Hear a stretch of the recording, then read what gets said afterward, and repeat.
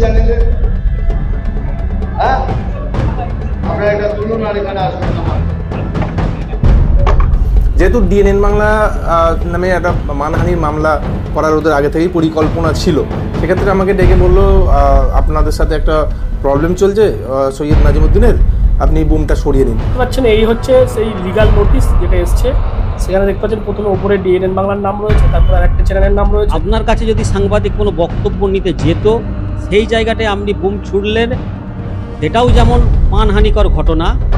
একেবারে আমরা সাংবাদিকতার যেখানে সংবাদের বিষয় থাকবে, সেখানে যখনই কেউ আক্রান্ত হবে, কোনো সাংবাদিক আক্রান্ত হবে সংবাদ সংক্রান্ত বিষয়ে, তখন কিন্তু আমরা ঝুঁকি পড়ব। অভিনেতা থেকে পীরজাদা, মিঠুন চক্রবর্তী থেকে শুরু করে নাজিমুদ্দিন, দেখা যাচ্ছে বর্তমান সাম্প্রতিককালে বারবার কেউ সাংবাদিকদের বুম ছুঁড়ে ফেলে দিচ্ছেন, কেউ আবার সাংবাদিকরা সত্য খবর করলে তার বিরুদ্ধে মানহানি মামলার হুঁশিয়ারি দিচ্ছেন। এইভাবে চলতে থাকলে সাংবাদিকরা কাজ করবে কিভাবে, বা এইভাবে কি সংবাদ মাধ্যমের কণ্ঠরোধ করা যায়? এই বিষয় নিয়ে আমরা কথা বলবো আজকে। আমার সঙ্গে আরামবাগ জেলা প্রেস ক্লাবের সম্পাদক সজল সামন্ত আমার সঙ্গে রয়েছেন। সজলবাবু, যদি এইভাবে চলতে থাকে, আমরা সত্য খবর করলে যদি আমাদের নামে মানহানির মামলা হয়, আর এইভাবে যদি আমাদের প্রশ্নের উত্তর দিতে না পারেন যারা আছেন, তারা যদি এইভাবে বুম ছুঁড়ে ফেলে দেয়, তাহলে সাংবাদিকরা কাজ করবে কিভাবে? কি বলবেন বিষয়টাকে? দেখুন, এই বিষয়টা আমরা দীর্ঘদিন ধরে উপলব্ধি করছি যে যখনই সাংবাদিকরা প্রকৃত সত্যকে তুলে ধরার চেষ্টা করছে, তখনই বিভিন্ন শ্রেণীর রাজনীতিবিদরা তাদের কণ্ঠরোধ করার চেষ্টা করছেন। তো এই যে কণ্ঠরোধ, এই কণ্ঠরোধটা কিন্তু গণতন্ত্রকে হত্যা করা হচ্ছে। জনপ্রতিনিধিরা যে থিমের উপর দাঁড়িয়ে থাকেন, তারা যে গণতন্ত্রের পূজারী, যে গণতন্ত্রের যে গণদেবতার ভোট নিয়ে তারা জনপ্রতিনিধি হচ্ছেন, সেই গণতন্ত্রের যে প্রথম এবং মেরুদণ্ড সেই সাংবাদিকতা, সেই সাংবাদিকতাকে তারা হত্যা করছে। এই জায়গাটা কখনোই কাম্য নয়। আরামবাগ জেলা প্রেস ক্লাবের পক্ষ থেকে এর তীব্র নিন্দা করা হচ্ছে। এই কদিন আগে আরামবাগে অভিনেতা কাম রাজনীতিবিদ মিঠুন চক্রবর্তী গিয়েছিলেন। তিনি আমাদের আরামবাগ জেলা প্রেস ক্লাবের এক সদস্যের বুম ছুঁড়ে ফেলে দিলেন। তো এই জায়গাটায় মিঠুনবাবুর এই যে বুম ছুঁড়ে ফেলা, এই ঘটনার তীব্র প্রতিবাদ করছে আরামবাগ জেলা প্রেস ক্লাব। এর আগেও আমরা প্রতিবাদ করেছি, আবারও আপনার মাধ্যমে আমরা জানাচ্ছি মিঠুনবাবুকে যে আপনি এই কাজটা ঠিক করেন না। কারণ আপনার কাছে যদি সাংবাদিক কোনো বক্তব্য নিতে যেত, সেই জায়গাটায় আপনি বুম ছুড়লেন, সেটাও যেমন মানহানিকর ঘটনা। আপনি আমন্ত্রণ করেছেন, সাংবাদিক সম্মেলন করছেন, মিঠুনবাবুর এটা বোঝার কোনো ক্ষমতা নিশ্চয়ই আছে যে একজনকে আমন্ত্রণ করে তার বুমটা ছুঁড়ে ফেলা হচ্ছে। এইটা একদম ঘৃণ্য অপরাধ। এর আমরা তীব্র প্রতিবাদ করছি। এই যে মানহানির কথা বলে, মানে এই বুম ছুঁড়ে ফেলে দেওয়া, মানে সত্যই সাংবাদিক বা সংবাদ মহলকে অপমান করা। আর যখন আমরা সত্য খবর করছি, তখন দেখা যাচ্ছে আমাদের নামে মানহানির মামলা আসছে। সেখানে রাজনীতিবিদ বলুন বা ধর্মীয় গুরুরা বলুন, তারা এইভাবে কণ্ঠরোধ করার চেষ্টা করছেন। এই বিষয়টাকে কীভাবে দেখছেন? ধরুন, রাজনীতিবিদ থেকে পীরজাদা আপনি যে প্রসঙ্গ তুললেন, ধরুন আইনের ঊর্ধ্বে কেউ নয়। তো সেই জায়গাটাতে দাঁড়িয়ে ধরুন এমন কিছু মানে ধর্মগুরু আছেন যাদেরকে দীর্ঘদিন জেল খাটতে হয়েছে, ও এমন ধর্মগুরু আছেন সহবাসের অভিযোগে তাকে দীর্ঘদিন জেল খাটতে হয়েছে, এখনও অনেকে খাটছেন। তো সেই জায়গায় আপনাদের উপর বা কোনো সাংবাদিকের উপর যে মানহানির নোটিশ বা যেটা, এটাকে কিন্তু আপনাকে আরও শক্ত হয়ে এগিয়ে যেতে হবে। আরামবাগ জেলা প্রেস ক্লাব আপনার পাশে আছে, এতে আপনার কিচ্ছু ক্ষতি করতে পারবে না। কেননা আপনি সৎ পথে চলছেন, সঠিকভাবে চলছেন। আপনি যে খবর করছেন সেটা ধরুন আদালতে মামলা আছে, সেই মামলার দরুন কাউকে কেউ গ্রেপ্তার করেছে, আপনি সেই গ্রেপ্তারের পরিপ্রেক্ষিতে খবর করেছেন। এই নয় যে আপনি আদালতকে অবমাননা করেছেন। আপনি আদালতকে অবমাননা করেন না। সাংবাদিকদের এই এথিক্স আছে, কেউ গ্রেপ্তার হলে খবর করতে পারে। আপনি তো আদালতের ভিতরের ছবি তোলেন না, কোথাও ছবি তোলেন না, তাহলে কিছু কেমন নিয়ম আছে যে কোথায় আদালতের কোথায় ছবি তুলতে হয়, কোথায় না তুলতে হয়, আপনি সেই জায়গায় যান না।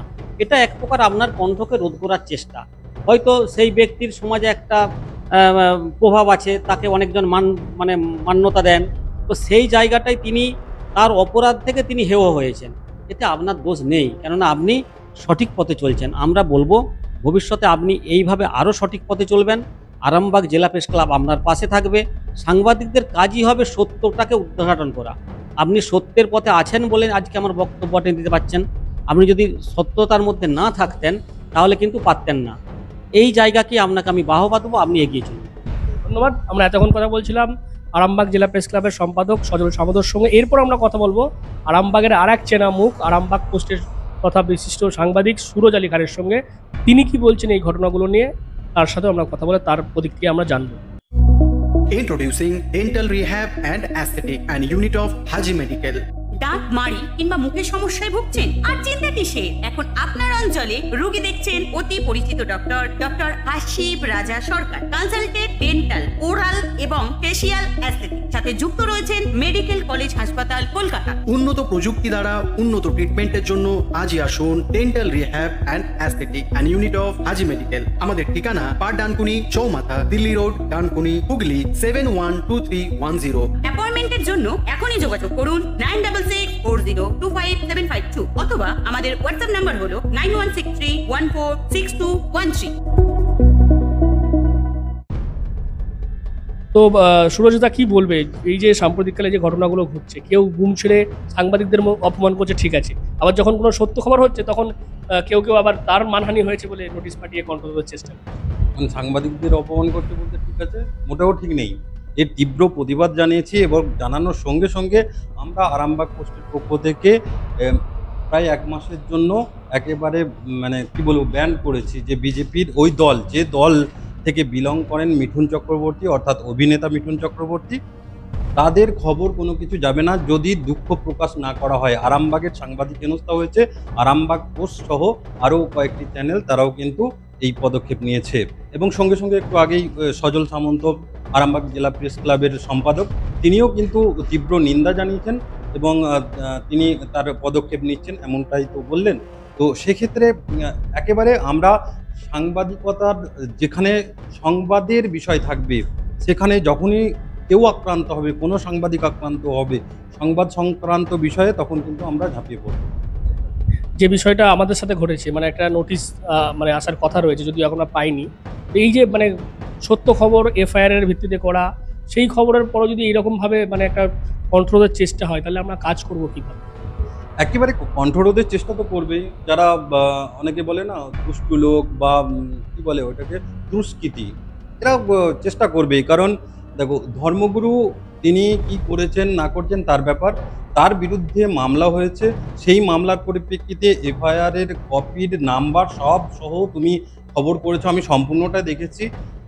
তো সেই ক্ষেত্রে এবং যিনি অভিযোগকারী তারও বক্তব্য এবং নাজিমউদ্দিন সিদ্দিকী যার বিরুদ্ধে হোসেন, অনেকে পীরজাদা বলে, সব সিদ্দিকী মানে ফুরফুরায় সিদ্দিকী মানেই পীরজাদা, এখন বোঝা মুশকিল হয়ে যায় যে ফুরফুরাতে কত পীরজাদা আছে, মানে কারা পীরজাদা, এই নিয়েই তো প্রশ্ন উঠছে, এই নিয়ে তো প্রশ্ন তুলছেন, নিজেরাই তুলছেন।